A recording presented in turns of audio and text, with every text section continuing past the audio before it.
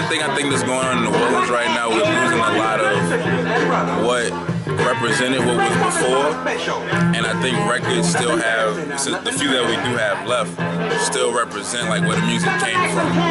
When you have a record in your hand, it says the musicians, it says the producer, it says where it was from, what label, and all that history in the liner notes, again, opens you up to a lot of different music. Records give you a sound that you can't capture through MP3s or digital.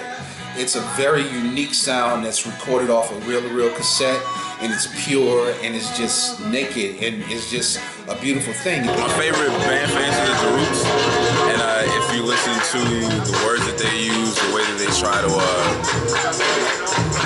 propel certain ideas through their art, has influenced me to try to propel certain ideas through the music that I choose to play, the places I try to play, etc.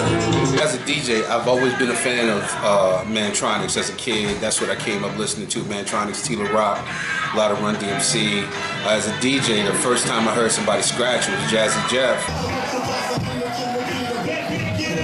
I knew that that's what I wanted to do. Anything James Brown, anything at all James Brown, JV. There's this record by Simande, which is like a UK group that mixes sort of Caribbean and funk and jazz, like beautiful hybrid of stuff, soul stuff that came out in the 70s.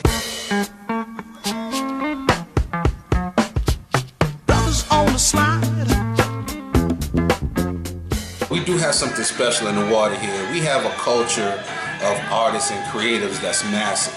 A lot of times as a whole, we may not appreciate the groove that the artist is in, but we respect it. I run a program called NOLA Mix, which is a youth DJ music production program here in New Orleans. To start them off with records really is like the foundation, get them exposed to vinyl. You know, I always start off, hey, do you know what this is? And I'll hold up a record and some of them will say a big CD, or, you know, they don't know what it is, but